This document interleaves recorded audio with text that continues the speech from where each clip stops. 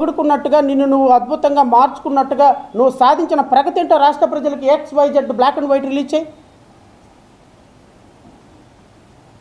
నేను వస్తున్నా, నువ్వు ఎవరి మక్కలు ఎరగొట్టాలో, ఎవరి ధర్మాన్ని కాపాడతావో చూస్తా. మంత్రిగా ధర్మాన్ని కాపాడతావా, సనాతన ధర్మాన్ని కాపాడతావా? నేను రాష్ట్ర ప్రజలకు కోరుతున్నాను. రమారమి 60 కోట్ల రూపాయల విలువైనటువంటి భూమి, 60 కోట్ల రూపాయల విలువైనటువంటి భూమి, district forest officer Tirupati, wide proceedings number మీరు చూడొచ్చు 827/2001/SKHT డేటెడ్ 23/4/2025. ఒక్కసారి ఈ ప్రొసీడింగ్స్ని కూడా మీరు జూమ్ చేసుకోవచ్చు. 60 కోట్ల రూపాయల విలువైన ఫారెస్ట్ ల్యాండ్ ఎవరు ఆశ్రమం ఎవరు ఆక్రమించారో తెలుసా అండి? బిఎన్ కండ్రిగా మండలం, Kolivettu revenue village, land covered under survey number 295 to an extent of 20.75 ఎకరాల ల్యాండ్. ఇది కల్కి ఆశ్రమం, రిజర్వ్ ఫారెస్ట్. కల్కి ఆశ్రమంలో 60 కోట్ల రూపాయల విలువైనటువంటి భూమి ఆక్రమించుకొని ఆశ్రమాలు, గెస్ట్ హౌస్లు, స్లీపింగ్ హౌస్లు నిర్మించేశారు. ఇది నేషనల్ గ్రీన్ ట్రిబ్యునల్లో మేము కేసు వేసాం. ఫారెస్ట్ ల్యాండ్ ఆక్రమించుకున్నారు అని, ఫారెస్ట్ ల్యాండ్ ఆక్రమించుకున్నారని కేసు వేస్తే ఫారెస్ట్ రేంజ్ ఆఫీసర్ శ్రీకాళహస్తి, నేను అడుగుతున్న పవన్ కళ్యాణ్ గారిని, మీరు ఫారెస్ట్ మినిస్టరే కదా, 60 కోట్ల రూపాయలు విలువైనటువంటి ప్రభుత్వ భూమిని కల్కి ఆశ్రమం ఆక్రమించుకోవటం తప్పు కదా? మీరు ఎవరి కీళ్ళు ఎరగొట్టాలి అంటే వీళ్ళ కాళ్ళు ఎరగొట్టాలి. ఊరికే సొల్లు కబుర్లు, సోది కబుర్లు మీటింగ్లో చెప్పటం కాదు. ఈ ఫారెస్ట్ రేంజ్ ఆఫీసర్ ఇచ్చినటువంటి రిపోర్ట్ నేను మీకు చదివి వినిపిస్తాను. It is found that there is an encroachment of revenue forest beyond the extent of 20.75 acres of land mentioned in the land records of survey number 295. The encroachment extent found to be about 0.80 acres. 20.78 సెంట్లు కాకుండా ఇంకో 88 సెంట్లు ఆక్రమించుకున్నారు. రమారమి 21 ఎకరాల 50 సెంట్లు forest ల్యాండ్ని ఆక్రమించుకున్నారు. ఈ ఆక్రమణని ఇమ్మీడియట్గా తొలగించండి అని Srikalahasti forest officer, Tirupati district forest ఆఫీసర్కి ఇచ్చినటువంటి ప్రొసీడింగ్స్ ఇవి. నేను ఈ ప్రొసీడింగ్స్ని మీ జనసేన పార్టీ కార్యాలయానికి, మీ ఫారెస్ట్ డిపార్ట్మెంట్కి ఒక 100 సార్లు పంపించుంటాను. ఎందుకు ఎంక్రోచ్మెంట్ రిమూవ్ చేయలేదు? ఎవడి కాళ్ళు, ఎవడి తోళ్ళు, ఎవడి కీళ్ళు ఎరగదీయాలి? వీడి కాళ్ళు ఎరగదీయాలి.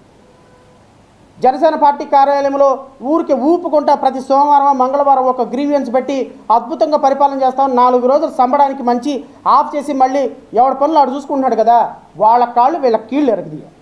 నీకేమైనా దమ్ము ధైర్యం ఉంటే ఇదిగో ఈ కల్కి ఆశ్రమం ఆక్రమించుకున్నటువంటి 22 ఎకరాల ప్రభుత్వ భూమిని, ఫారెస్ట్ భూమిని, 60 కోట్ల రూపాయల విలువైన ప్రభుత్వ భూమిని రిజ్యూమ్ చేసుకో.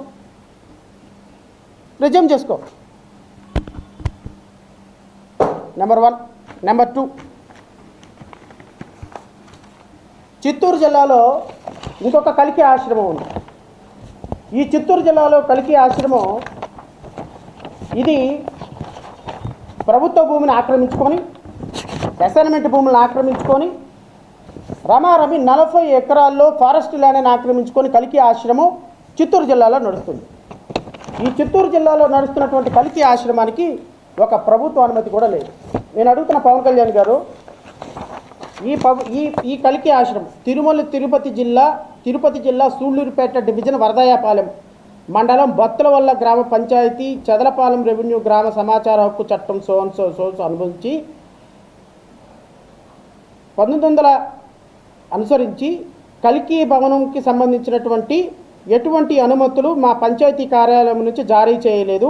ప్రభుత్వ భూమిని ఆక్రమించి, ఈ పంచాయతీ కార్యాలయంలో ప్రభుత్వ భూమిని ఆక్రమించి కల్కి 40 ఎకరాల్లో ప్రభుత్వ భవన నిర్మాణం చేసింది.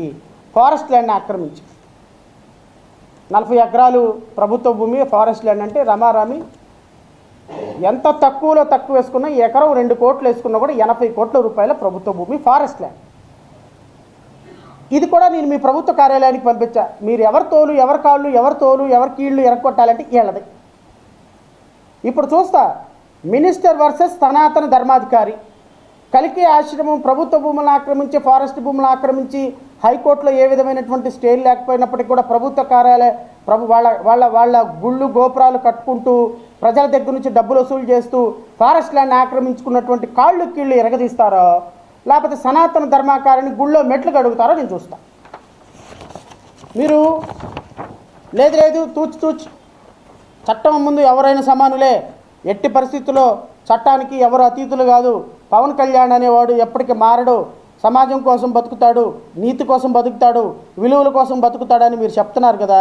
ఆ నీతి కోసం విలువల కోసం బతికే పవన్ కళ్యాణ్ గారు ఎలా ఉంటారో నేను మీకు మరొకసారి గుర్తు చేస్తా ఈ ప్రెస్ మీట్ ద్వారా.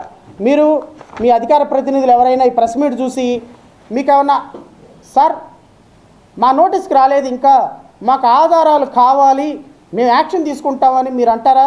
ఆధారాలు నేను ఇస్తాను. ఒక్క ఆధారం కూడా నేను క్రియేట్ చేసింది కాదు, ఇది మీ ప్రభుత్వ అధికారులు క్రియేట్ చేసి ఇచ్చినటువంటి ఆధారాలు. అన్నీ కూడా ఫారెస్ట్ ల్యాండు, ఎన్విరాన్మెంటల్కి సంబంధించిన ల్యాండు.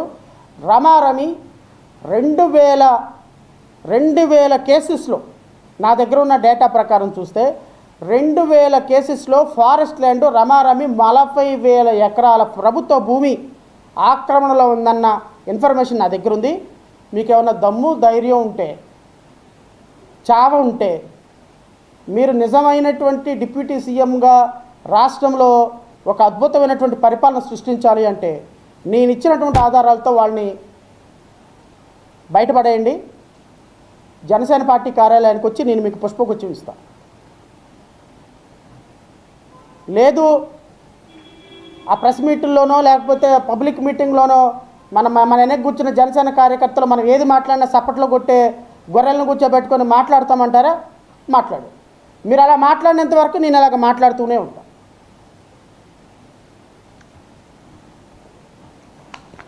మీ అందరికీ ఇక్కడ పద్మావతి ఘాట్ అని ఉంటుందండి విజయవాడలో.